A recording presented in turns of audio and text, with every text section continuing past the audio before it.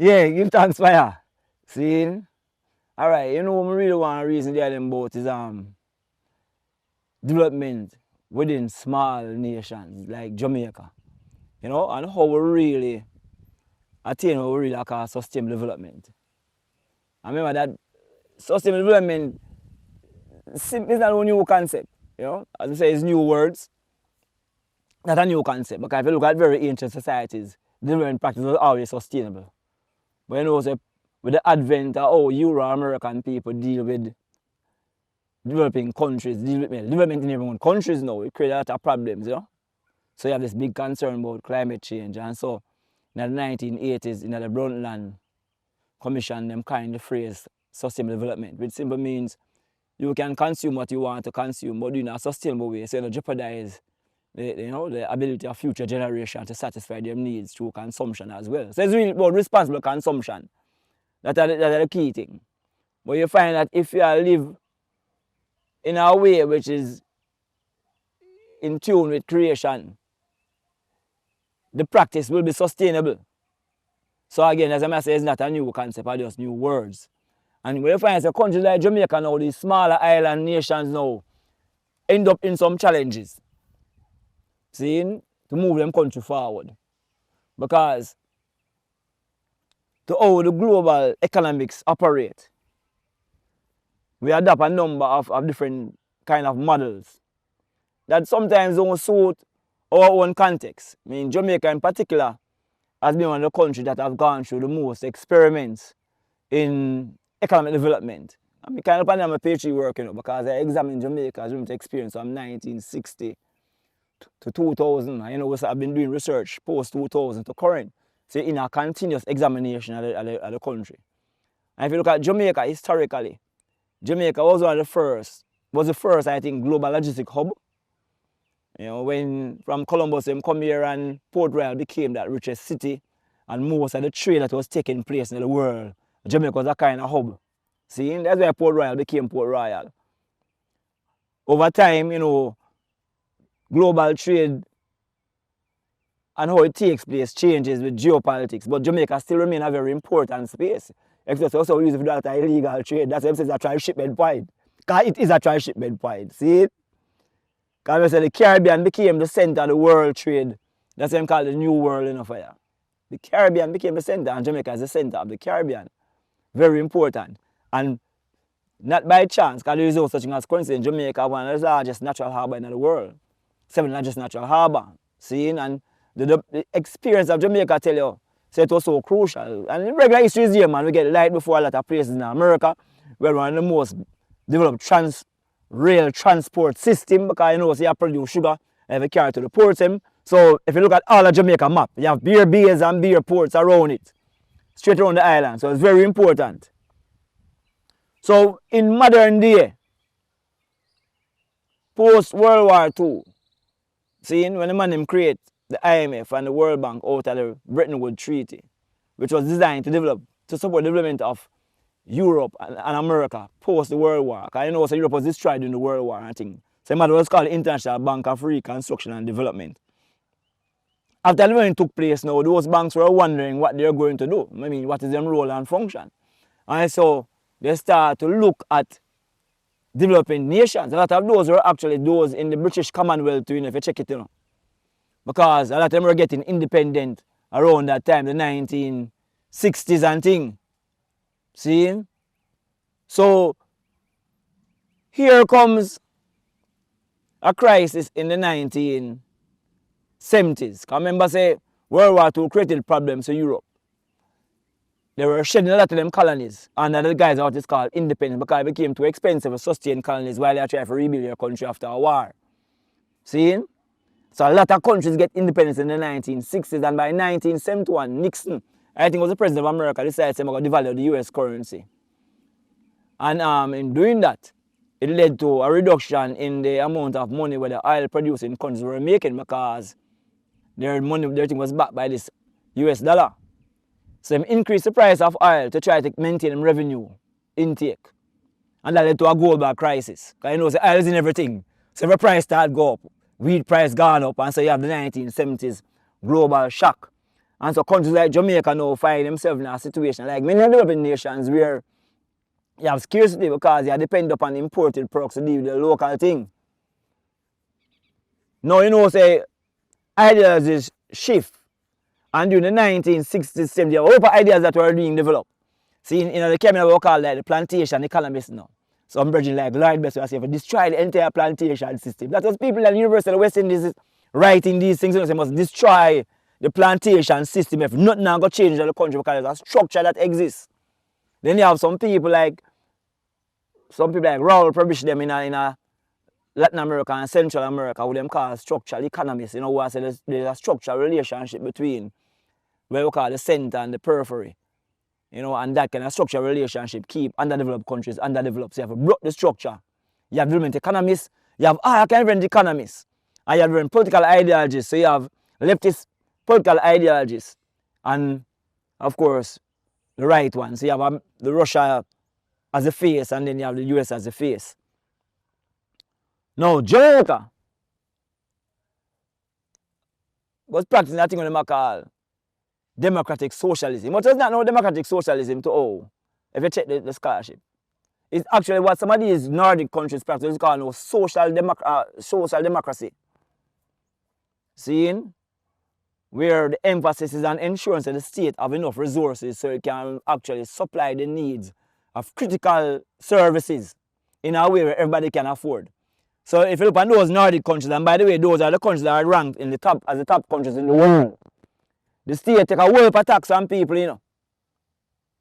But them don't try to control private business, but them take a whole heap of tax on people because they provide a lot of social services. So your healthcare, education, all these things that we are now speaking about was very important. But again, the whole contestation of the political ideologies during the 1970s, Jamaica find itself in our vibes where it was getting a lot of interference on people like the United States government. All the literature is there to show you that. Enough sabotage, because they say Jamaica deal with communism. And then Michael Manley, who was the Prime Minister at the time. And them start say a lot of things about the PNP government at the time, but know that you have the oil crisis, then you have the wheat crisis. You also have a hurricane. I think Hurricane Andrew. And things will mash up the country. So there's so much things that happen that are outside of the control of a country that is impacting its development process. And so Jamaica ended up being one of the first countries now to enter in some agreement between the IMF and the World Bank in 1978, and I think about $800 million. Seeing? As a matter of fact, during the 1970s, some brethren like Mikey Witter them, those are really good economists at the time in the 1970s, in response to what was happening in terms of the crisis, it was called an emergency production plan, brethren. If you look at that emergency production plan, in my own thinking, I think the ideas are some really good ideas, because now a lot of the ideas that we are talking about now about food security or food sovereignty, you know, and certain infrastructure that must be done, those things were in that plan. And what I learned now from my PhD work is that the man them, what the time was the Minister of Foreign Affairs, was David Core or something like that. The man looked on the plan and must take 2 pages out of the plan and got some agreement with the IMF or the World Bank at the time. I can't remember which one. I think it's the World Bank. But $800 million we got. So we have to look at those plans. See? But it's not Jamaica alone responding to these things. Because remember in the 70s, enough things rising in the Caribbean, you know, where the idea of regional integration was very, very, very, very strong, you know. And see places like Guyana and Jamaica, them live on the front line of these things. So you find a lot of the things relating to CARICOM might be located in Guyana. A lot of the things that relating to CARICOM might also be located in Jamaica. For example, you have like the seabed authority in Jamaica, because Jamaica, you know, have the natural harbour. You know, CARICOM head office, I think, is also in Guyana. See, so those ideas were there. But the point I'm making is that Jamaica entered one of the first countries in the world as a developing nation to enter into an agreement with the IMF. And we know the whole ideas about the 70s and the CIA, and then how Edward Seaga came into power and things still as a states leader. But we want people to look at some things, you know, because in the 1970s, the PNP government created a lot of social infrastructure development programs. Very important. Healthcare, education, housing trust. You know, a whole of those, what we call essential services. See? But you know, you get interference again from the external forces. Now, here comes Edward Seaga. And Edward Seaga have a different kind of philosophy. Because he say, all right, You must free enterprise and what Jamaica grows. Make the market drive it. Because it's a part of the economics we call the neoclassical framework. Something that I don't necessarily agree with because it assumes away too much reality for I. See, but that was the promoted economic principle. I remember I have a master's in economics, so I learned my first degree and second degree in economics. So I learned a lot about the neoclassical framework, seeing the ideas behind it. So Siaga was moving on those things. And because of the role that Jamaica played in terms of the geopolitics now, Siaga actually became a face for those international development partners like a IMF and a World Bank. See? And so during the 1980s, despite the fact that Jamaica never passed any IMF tests, we get a lot of funding. And we did move from $800 million to about $5.8 billion US in the 1980s. And we know all can do that because under the IMF agreement, we cut a lot of public expenditure, so we had a lot of outflow of Jamaican skilled persons like teachers and nurses to the United States. They become unemployed. But they became the heart of Jamaican diaspora remittance that actually have been from now, you know. Strange as you might see it. Because outside the 1950s, when you had the mass migration for deal with the Panama Canal, the next big migration was in the 1980s. And over teachers, so even now when you have teachers and nurses still going away, it's starting from that time. And you know Jamaican people stay, we go foreign, we start work and things that happen. And we link with sister and we're bridging out here and organize that thing and across generations. And it grew and grew and grew till Jamaica have a very strong diaspora made up of nurses and teachers, which are now retiring and coming to Jamaica at this point in time as well. Like bridging Mommy are one of them nurses and things to still see. But that created a real shock in the Jamaican development trajectory. Where we still suffer from right now.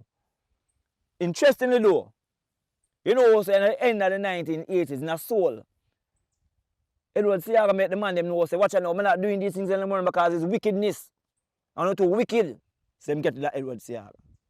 But what did Edward Siaga do in Jamaica in the 1980s? Because I grew a jungle, you know. I know that Siaga was a man I grew up for dislike. I like to grow a jungle. But when I done my PhD work now, I start. I get outside of the political space. As a youth, I observe. Because I sight how geopolitics go. I'm going to say, all right, I'm looking at what Siaga that do. Because Jamaican people, I don't know, wicked people, you know, they have an idea what they want to do. And they genuinely believe that these things can work. So what Siaga did was to strengthen the financial sector. The first entrepreneurship program for what they call small business. You know, a handcart man. Them that call it solidarity. And the man fight it down now. You pay me for talk about nano-enterprises. But Siaga that talk about solidarity. When we talk about integrating technology into agriculture out of Spring Plains, Siaga was doing that with the Israel people. We know Israel are going now, but in the 1980s. So you see those things where some forward thinking thing. He bring up heart, NSTA, with the skills training in place. I know that skills training is actually even more important now than even some of my degree program, you know. Because you're moving to IT age, so you talk about coding and robotics and animation. That's even heart, NSTA is one of the leading institutions that provide those kind of training services almost free, you know, to people. Seeing? So I say, you know what going on now? Jamaican people are careful now. And people in other nations are careful because them color your lens. But dislike your people. And you see the look how bad will happen. And you don't sight any of the good. So here is Michael Manley who built up all of the social services sector. Which will follow on and still because I say IMF thing. But it will put in place structures and system. And here comes Edward Siaga now who strengthen the financial sector. I need both the economic and the social to engage in a sustainable development framework. And so because we blink at by politics now, a man cuss Siaga for everything. Then a man cuss Michael Manley for everything. And we lose sight of the greatness of what we actually put in place. And despite all the madness that happened since 1990s, because when they took out Siaga because of the statement that he made about those things being wicked and brought in back the PNP government under Michael Manley, Omar Davis, as the Minister of Finance, engaged in the most rapid opening of an economy that the world has ever seen. Jamaica became the most open economy in the world at one point in time. Wholesale liberalization. But some of the negatives, because I'm going to show you what Edward Siaga doing. But the economic policies were not in keeping with what the development was really needed. That's my tell you. So we still suffer from that. And I call it a shock. a shock implemented by IMF policies during the 1980s has handicapped Jamaica's development to this point in time. But that same process had continued during the 1990s. It's in the 2000 now. We started some things. It's Jamaican people are phenomenal people, you know. The man them realize, alright, we have to get off of this IMF thing. Them get off of IMF. And we start to put in place our own measures and across governments. That's why politics have a bun politics. Because across different governments, they maintain the policies. Till in this time now, when you do economics, them say, if you have a stable economy, you need to have some, what they call macroeconomic variables in a certain range. Unemployment, inflation, interest rate, exchange rate. One more, remember the other one. And right now, Jamaica has those under control. Jamaica's reserve has reversed its debt to GDP ratio. I mean, I tell you, Jamaica, we started $800 million. By 80s, we got reach $5.8 billion worth of debt. And continue until we cut off IMF. And nobody thought it could have been reversed. Matter of fact, when Greece had their challenges and was in a whole uproar, people thought that Jamaica would have a bigger uproar because our situation was worse than Greece. And we reverse it for you. It reversed. And you ask yourself now, so all of these things are happening. But we still not see the kind of meaningful, positive impact on the life of the general population in the country. Because remember, say the same people, you know, hold it, you know, we say hold it. We no man say, boy, we can't increase wages. We have to try to control inflation. We have to do all of these things. See? The people in riot and Jamaica is a rioting country, you know, for you. No joke thing, you know. From enslavement. The INA brought down the whole enslavement system. Read the history book and you'll see white people afraid of Jamaican people. See? After Haiti, them say them don't want the next Haiti because them thought Jamaica would have been the place that revolted before Haiti. I know the role of Bookman and them man in the Haitian Revolution. So them say them don't want the next Haiti, them start to put pressure on Jamaica. Because it's a rioting country, see? 1938, you had a riot across the region, Jamaica had a very big one. 1968, you had Walter Rodney riot. 1998, every 30 years, you have a riot in Jamaica. And the people them hold it across those period of time. See? So it's not just a state. A policy work because of the people in the country. That's why the policy work. And things still. But we don't see it. And this is where we really want to get into the discussion now. See? Because in economics, I will learn that you want to do things that endogenize growth. Endogenize growth means you want it to dip on the ground. You want it to impact people's lives on the ground. So when a man make money now, you want the money to circulate amongst the people. So the idea, what we know is that when you support big businesses, most of the money probably don't stay in the country. For example, if a man own a hotel from Spain, he not give money in Jamaica. He must make money in Spain. But even the man who owns some big company in Jamaica, which way I take the bag for the money. You check that some man who own the bank the money in the Jamaican bank. The man who own the hotel, you think for the money stay in the Jamaican banks? So really, the people who have money staying in the country, and the people who control what we call the micro, small, and medium enterprise businesses, and for them money staying in the country. And usually, the smaller the business, is the more likely that the money will stay in the country. It will stay in the community. So you really want to make those businesses grow. The micro, small, and medium, we call the MSME sector. So you'll hear a lot of discussions internationally saying that the MSME sector is the backbone of a country. See? And when we hear that now, what comes to my mind is yoga. See, like yoga for you. And in yoga, them say the master pose in yoga is the headstands, called the elixir of life. Them actually claim so when you do the headstands, it actually reverse aging process and all those things. It slow your heartbeat and a number of things. If you go online and read, you see all the benefits of doing a headstands. So in a headstands, you know, and you see the illustration, in a headstands, your spine, those are the MSME says your backbone, your spine crucial because your spine have to be erect. But how you maintain that straightness in the spine, which is crucial for actually do the headstand. It have to do your core. Your core have a solid. Because without the core, you can't maintain the stance. So if you think about the economy now, if we know that the MSME, the micro, small and medium enterprises, are the backbone of the country because of them how make the country sustain. I mean the smaller business we are talking about now, you know. What help them to sustain them operations? What is the core of that ecosystem what we are talking about now? Yes? What is the ecosystem? Because that's the core. So you can't do a business like how you have your business now. But you don't know support structures to help you to grow your business. It's not going to remain stagnant. There's the ecosystem, there's a core that allows you to maintain the posture of the headstands. And this is what we want developing countries to know. We can always push the idea of businesses. But if the structure that exists to support them is not robust, is not solid, it can't be effective. It won't endogenize growth because the outcomes are suboptimal. So a Jamaican case, in Jamaica you have some institutions, you know. No matter which business you do, these institutions are important to support you. The first will be the Jamaica Business Development Corporation, Ms. Vera and her team. See, them have the mandate for build out all micro, small and medium enterprises within Jamaica. But when you do a business, so while JBDC can help you with developing your financing thing, them, your marketing, your operations and the human resource, putting together these things from concept to market.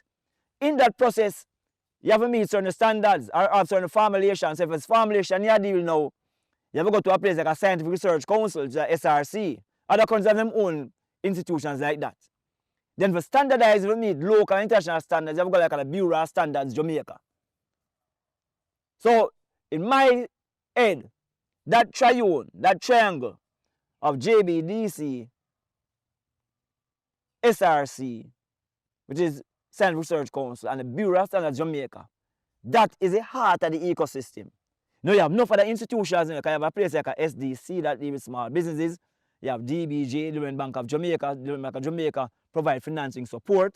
You know, rather, a lot of the MSMEs are linked to the agriculture value chain, 90% of them. So you have all these heart NSTA, and we can reason about them some more. But that core, and what I'm saying now is that now, if those entities, what we say build up the ecosystem, provide support services to small businesses, but them under-resourced, how are those businesses going to grow? You can't go in at the headstands because the core weak. But note, you know, these institutions, because I have to interface with them, they know what they're supposed to do. They have the brain inside and the leadership in the organizations, but they don't control their own financing. So if you say to JBDC that we have 50,000 MSMEs in Jamaica, currently we're supporting 10,000 of them. This is not, don't tell us as factual, we're just as an illustration. If you say to JBDC that we have 50,000 MSMEs, and we're currently supporting 10,000 of them, and we want to expand the support to 30,000. What is one emerging question? Are you going to allocate resources proportionate to the amount of new business that you want to form so JBDC can provide that service? The answer is usually no. So you expect the people have to grow the whole sector, but do have the resources to grow the sector. Have you watched on fire?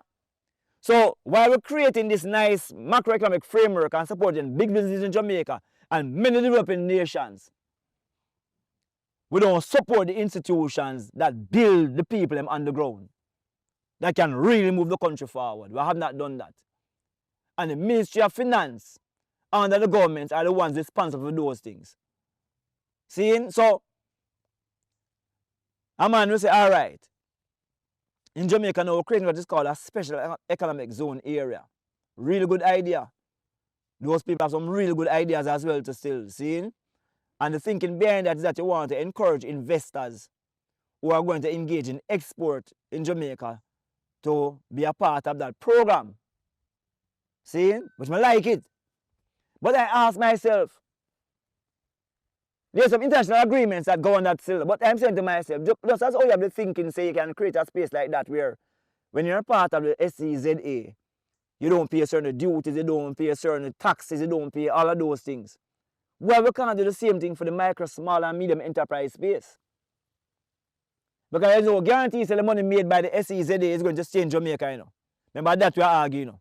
I am arguing, say you must build out the people who you're certain say when they make money, the money is going to stay in the country after they make the money. Because that's how the country will grow. And we must resource the organizations that support these institutions enough so they can really do the work what they want to do.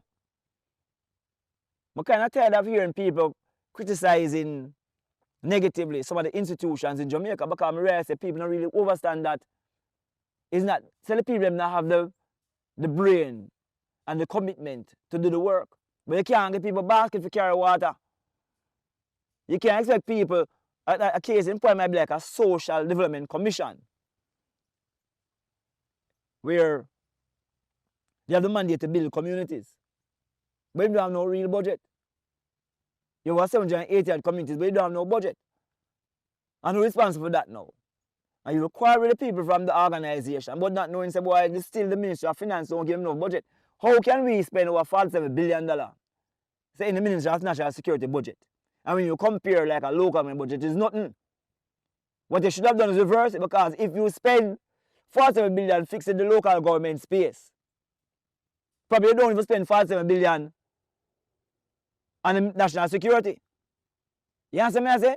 Suppose you took out some of that and say, okay, let us pump some of this in the business development space. What kind of transformation could actually take place in your country? So I am saying for you, say, problems in developing countries can be solved very easily. Jamaica in particular, areas you can look at is agriculture, contribute about 8% of the GDP. See, but if you look, agriculture can be doubled up so easily. So Jamaica import like a 7 million US dollar worth of peas, $7 million US dollar worth of red peas or something like that.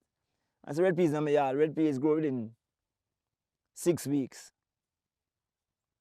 So it's not a hard sector to move forward. And there are a lot of plans in the bridging. If Jamaican people and developing nations know the amount of plans that are there, Jamaica in particular, good plans that are there, plans that are being implemented. But we find out that we in a country where these guys rather depend upon international donor partners to finance all of these programs than to take money out of them own local funds to finance these programs. So you have IDB doing proper work in Jamaica, USAID, Camden Bank, the OAS. I mean, the amount of entities that are doing really positive work in Jamaica. And you say to yourself now, say, all right, so suppose the Jamaican government could have matched these programs then. You know? The tourism enhancement funds, that Jamaican program, them do some work. Heart, do a lot of work too, you know. See, but you see the entities we have like the ACTS, Heart, NHT, TEF, them doing a lot of work, but the other entities now don't have no resources. And what they have to do, which they have done, is to do partnerships. But at the same time, they still not support some currencies like a JBDC or SRC.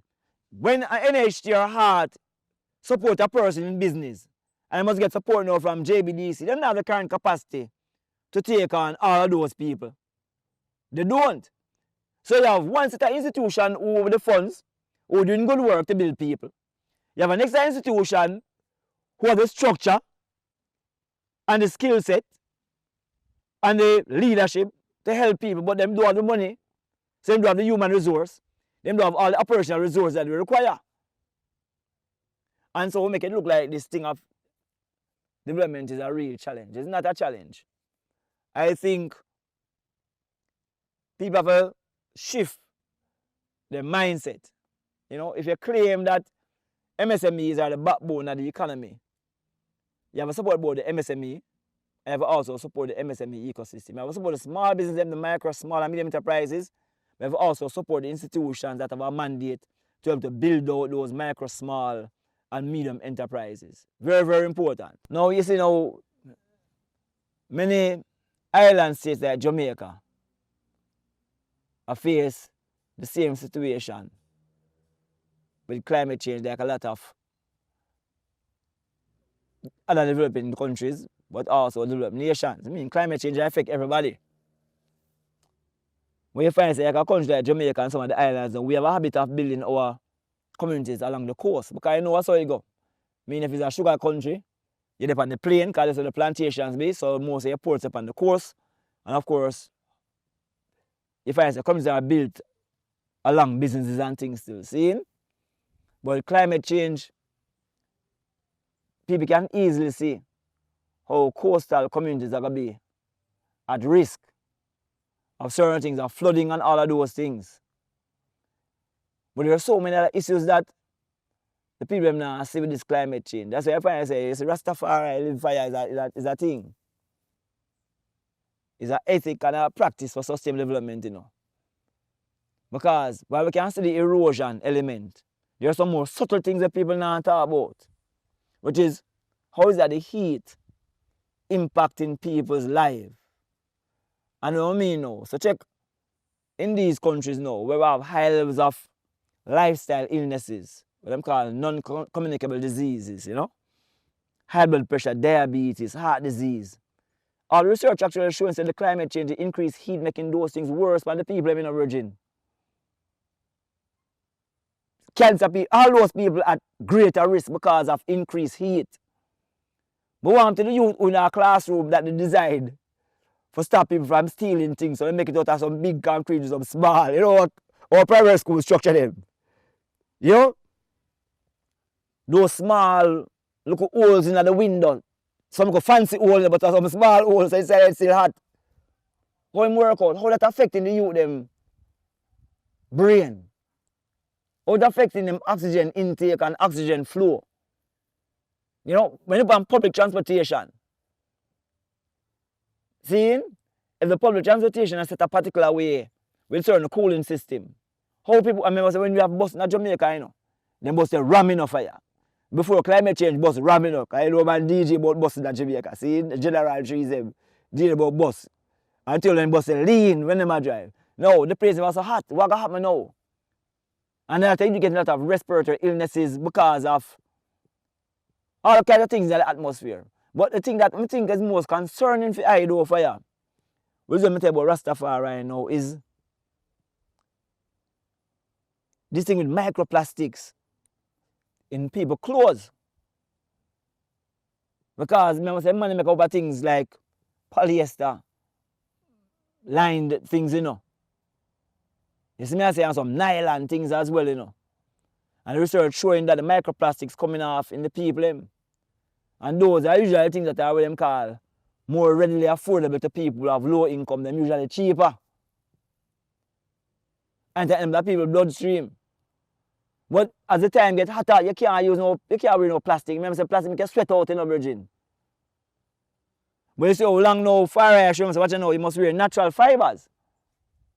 Long before climate change, I know Rastafari that talk about these things. Wear natural fibers. So the man even start showing you about how these natural fibers, the electromagnetic frequency and what resonate with yours. Like a man say, boy, hemp and organic cotton have the same frequency of the human body and things like linen have some high frequencies and actually helping reorganizing electromagnetic frequencies in your system, you know. So you usually use it for medication, etc. You know. So those natural fibers are there still. So you see now what will happen with businesses. Because businesses are going to shift now from these oil, plastic-based things to things that are more natural, because the whole earth is going in that kind of direction. See? People must observe, you know. Look at the kind of fires you see taking place in Europe. Look at the kind of floods you see taking place in Europe and America. Just there are places in America flood out. They must say, them used to think like that. I tell them to get on my phone. As a matter of fact, let me go into a thing and show you that article where the Virgin them send in our PHE group. Now this is something where a Virgin named Prof. Clayton has sent into the group. And here say, nowhere safe. Shattered Asheville shows stunning reaction. See? You must say no. Nestled in the bucolic Blue Ridge mountains of western North Carolina and far from any coast, Asheville was touted as a climate haven from extreme weather. Now the historic city has been devastated and cut off by Hurricane Helene's catastrophic floodwaters in a stunning display of the climate crisis on limited reach in the United States. Now what you know, Virgin? You thought a hurricane that was a category 2 and by like over that it was a category 4. That's how we reach them people here. The man them also argue that the next war in the world, that's how we unite because of migration due to climate change, you know. And people understand what that means. No, I help how go on in Jamaica and the Caribbean. There's some good things going on still enough for you. When I compare what I see happening in Jamaica and the Caribbean to what I see go on in Europe and America, the difference is phenomenally large. When some fire burn in Europe for days, months. If that happen in Jamaica, I work on the burn down long time, man. So note that the climate change that take place. If we get leak, we get a big leak. But me some places I get some big leak. So I start to wonder now if people still start thinking about where are the most safe spaces. And Jamaica is a safe space for them long time there, you know. That's why the party live out here, you know. Because the hurricane come, it have well hard for really mash up Jamaica because we're in the center. So it's still technically a safer space than most spaces. The Caribbean, my extension, might also be a safer space. We just know, you know, we know about Jamaica, but I think about it. And I wonder now if there's going to be this migration that UN speaking about. You know? Where are the safe spaces? Because I map them out, you know. Are we mapping out our places? See, how we know, say, a place like Guyana and Belize and Suriname, because my mainland, them don't really get hurricane. Suppose you have increasing hurricane, you have increasing demand for lands in those places. See? The heat, how do the heat? One time them say in Miami, the beach was so hot. In the summer, the people couldn't go into the water. And a man if we go into the beach, we go cool down himself during the summer. But we don't find that in my river them in the mountains still. Even on the hottest days, the river them not hot. Matter of fact, you like when the hottest days because sometimes you go to the river them well cold. So in the hottest days, the water become. Have you understand what I say? So we have to be aware of the climate change, you know.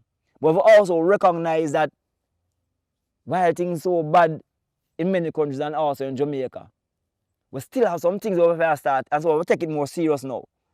I'm going to start thinking about it. How we design houses, because we have more hurricanes that take place. So you have to follow the long time people who design house because they know, say if you design a round house, the wind go around it fast and don't blow up. People know that in Africa. So the design of houses are going to be important. The height of the roof are going to be important because you want breeze to apply through. The windows are going to be important. You know? The material make it to be important.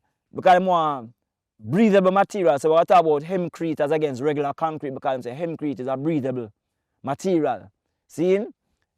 Them say earthquakes are not caused because of climate change. But I think say when things that happen generally, you might even have increase in earthquakes taking place. You know, I say climate change are caused out. You can see. I have my own thinking about earthquakes, you know, as it relates to like wars and bombs and when you drop those things what happen in terms of energy flowing through the earth and causing earthquakes with plates, shifts and things. But all these things have been taken into consideration. Where you eat is the next major issue. So in the midst of all these challenges now, they must show you that even if you eat out of the plastic, you have an issue. But worse yet is that the food itself, the nutrient density of the food tends to be low. So there's no real nutritional value in a whole of things the people might eat. So it's like a man belly really full but him still hungry. Because when him need, him not getting. So you see all this food security, but more importantly, food sovereignty becomes important. It's like when Rastafari tell a man say self-reliance and collective security. That two words sound, one by I.A. Selassie and one by Marcus Garvey. Them two ancient, they popularized those sound, you know. Extremely important. That are the principles on which I do everything now. I life as a researcher too, you know, in the era of entrepreneurship, you know. That is the pillars I use now. Self-reliance and collective security. You want to have an independent, diversified and sustainable income stream as an individual, but as a collective to know we become stronger.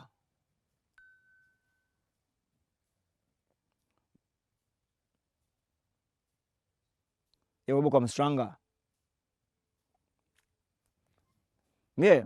The idea of collective security and self-reliance. So, when you check it, your food, people like to talk about food security, which really speaks to access to food. But, do you have access to food all the while? You must have access to food all the while. Because we still go on with COVID and with the war, them say if you depend on a guy for sending food to you, and you think, oh, my food secure because I have easy access. No, it's a joke. Because you find so when something broke out, like a war broke out now, like if it's a war broke out internationally, where you think about people depend on other people for food. You're not food secure. But if you're food sovereign, if you control your food now, if you control your food, so I tell you about the 1970s, where the man say, feed, clothes and shelter yourself. There's a 1970s philosophy, you know, where the man them condemn, you know, and say it's communism, you know, brethren. And right now, we have to say, oh, we're going to feed, clothes and shelter ourselves.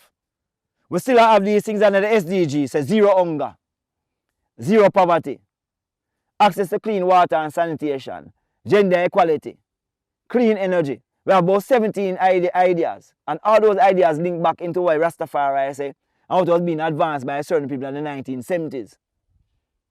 It's not a regular market economics thing around the world now enough for you. It's shift now to a more kind of enlightened approach towards. It's actually a combination between the Jamaica in the 1970s and the 1980s with a conscience. You understand what I say? So when I say social issues will be in place, economics in place, and you must think about it in a collective way. So, how we are check it now? Are we designing our programs around that kind of self-reliance and collective security as a country? By extension, I doing it as a region, because you see what's going on right now, you know, for you. Right now, some guy out for start the next war with them one another, you know. See? America and Israel are two countries at war with some people here now in the Middle East. And you know them people stay as family, you know. Because I say America is a family of the whole European country, you know. Especially when them come out of Germany and them places and come down to England. America is a direct child of England. So you realize everything where America do, the man them support it in the United Nations. The European people support it. So if this war broke out now and think, what go on? Just the war in Ukraine the other day, made them that worry about food. Now when a bigger war broke out, for a while, what gonna happen? Now Jamaica, as far as I'm concerned, and the Caribbean, should not have a problem. Because everything that we need to consume, when I say want, and everything we need for consume in terms of food-wise, can be produced efficiently within the Caribbean. Everything. As a matter of when you check out some of the information, it will show you that in Jamaica, they claim that over 40% of the food produced wasted because of lack of post-harvesting facilities. By extension, you find that amongst developing nations. So nearly, maybe say 40 enough for you. More than a third of all of the food that you produce. If you go by a mango tree for you, see? So he's a man like East Indian mango. Like I like Millie mango then. Millie mango is a mango I like. So I go by a Millie mango tree and I get off 10 mango. Half of the tree. And when you check it out now, 3 of them mango they have in worm. And 7 good. You say, what you know? Oh, so much worm there mango them. And those 3 at top, but you say, enough in night. See? You can't use those, you know. Now imagine now when you work and you build 10 things. And it's because you don't have a resource now, you can't use 3 of them. You have to dash 3 of them. It'll go waste. Now how much people at 30% could actually feed? Or 40% could feed? If you just have harvesting facilities, you know. If you ask yourself, tell me what is the main staple consumed by Caribbean people? I want to say it's rice enough for you. It's rice enough. You check if you can eat out the rice when you produce a Suriname. You check if you can eat out the rice to produce a Guyana. Haiti produce rice too, you know, fire. You think that we can eat that off? So how come we have a region where we have an agreement in carry because we have people hungry? You think they can plant out the amount of land in a Guyana we can plant out? Or in Suriname? I mean, there are agreements, you know. Right now in Guyana, there's an agreement, you know, what them call the JAG, the agreement that we buy. As a Caribbean national, you can actually get access to land in Guyana for farming, you know, Virgin. I don't know, big money we are talking about, you know. So if a government now can say, okay, we want it. Guyana gave Trinidad, I think, 40,000 acres of land to plant rice. And there was like a concern with some Trinidad farmers and make nice about it. But I am saying, the Guyanese government gave the people 40,000 acres of land for plant rice. You take that we are going to eat 40,000 acres of rice in Jamaica fire. It's enough rice that, you know. Plus Jamaica itself have over 30,000 acres of land between, I was told, between St. Catherine and Clarendon. Farmland that is not being really utilized. So you see? So sometimes when we think about a problem, we really not have as big a problem as people think. Because this tractor that take to clear them land there, you know.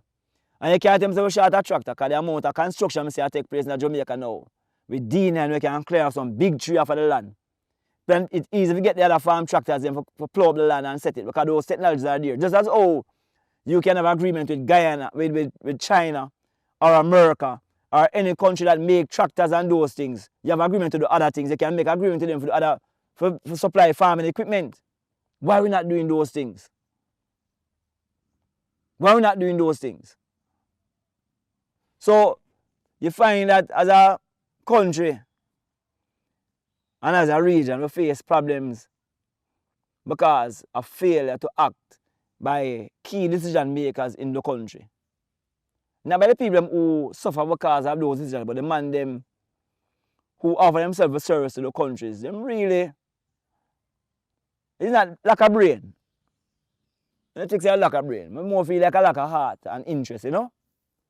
Like a brain without heart can lead to growth. Because you can use your brain and make money in the country growing, but it's not going to lead to sustainable development. Because when you make the money now, just one stamina benefit. So I find that you have to think with your brain to make the money, but you have to make decision with your heart. So you know that it impact the most people in the most positive way. So our region not short of brain, we're not short of money, we're not short of resources. As one of my brethren in the area say, you need the right face in the right place. And the right face means that the person have the heart, not just the brain, but the heart, to know, so when we decide things, we're going to decide it in the interest of the majority of the people in the country. Yeah, we need to do that. And it's unfortunate because Jamaica in particular is a country that have a reputation as being a kind of truth and rights country, you know. We deal with equal rights and justice globally. But I find that in our own country now, that we don't have no justice surrounding economics. There's no justice surrounding social development. You know? That thing is absent. You find us how we treat those things which are really important for Jamaica development as a kind of peripheral thing. Seeing? And so if we go forward again to why this start, you see if we swear, I mean I talk to Jamaican people now in particular. You see if we look at what Michael Mann did in the 1970s with those social infrastructures, and then we look at what Siaga was doing in the 1980s with the financial infrastructures and the skills training, and look at the target for those things, the target. Because I feel away, you know, remember say Siaga that deal with big business, you know. Michael deal with big business too, you know, for you. No matter if he say Michael never deal with big business people, you know. But the emphasis we are talking about now. You say we look at those two particular emphasis and merge them, give our current economic situation in terms of how we have certain things stabilized, That's why we have all the number one stock exchange in the world and them thing there. Because remember, say right now, you know, fire, the problem that Jamaica faced in the 1970s, you know, with the jet to GDP ratio, you know, that big problem is over 155 developing nations face the same problem. That's why it is important for I blacks are sold upon the MSME sector, you know. So Jamaica, what Jamaica was experiencing 40 years ago, fire, there were 150 odd countries right now having that same experience. And Jamaica is a country I use, but Jamaica reverse it. But every country is not Jamaica. It's a different kind of people in the country, you know, fire. Jamaica is different because we can hold certain things, you know, because how we're growing, you know. You see it? And I say, no, now that we hold it in the country, reverse. Look at the good things that was happening in the 1970s. Look at the good things that was happening in the 1980s from those two prime ministers who became the face for the globe in a different philosophy and ideology. And so if we can bring our own thing, because we know we see as Jamaica, we can put our own thing together and when we set it, it's set properly. And set it and see what will happen. I tell you, Virgin, if we do those things below the MSME sector, public like the national net international reserve out of that, we have billions of US dollars have, and so we're going to pump some in the ecosystem for kind of for entrepreneurship and MSME space and agriculture. Because we can do that. Because if you have a threshold, we must maintain a pass the threshold, you can use the rest to invest. Because if you keep money all the while and withdraw, it's a contraction on the economy. It's only you spend money, the economy grow. So if we say, all right, let's got the NIR, and if we know we have a threshold, we say, all right, to save for a certain period of time, we can look at what's above the threshold and say, can we now invest that? Remember, I'm not have a guitar's grand now. Can we invest that in the JBDC and the SRC and the Bureau of Standards and the Social Development Commission and all those institutions, you know, the 20 organizations that work under the Ministry of Industry, Investment and Commerce, you know? We do some really good work too. The TAJ and them places, some other entities, TAJ, it comes after Jamaica. If we build them out, will we see a real reversal in the country? I have no doubt about it. I know. If you build out the ecosystem, as I was showing you with the headstands, the core, if you build out the core, and you continue to support the MSME and amplify the support of the MSME, guided by the policy that the Ministry of Development, because they have a nice MSME policy from 2018 and just revised the other one just now. Guided by the policy, the country got to turn around. But to take the will. And so the Minister of Finance, whoever is going to Minister of Finance, is who you have got hold responsible now, you know, because remember that these institutions, though, them can send in a budget. But the Minister of Finance is the one who finally approve the budget and things still. See? So if we want to see that shift, it will take a shift, I think, that the mindset of decision makers, but in particular, the Ministry of Finance and those who advise the Ministry of Finance, and when they conclude and say this is what we're going to do, those are the persons that hold the key. But I think all the other people are doing them for do already. The small business people are play for them part. The state institutions are play for them part. All of them are constant and consistent resource constraint. See? They call the social service sector people, them like the foundations and the endowments, them think they play them part. All international donor partners, even if they have their own agenda, but still see them do rope of good work in the country and play them part.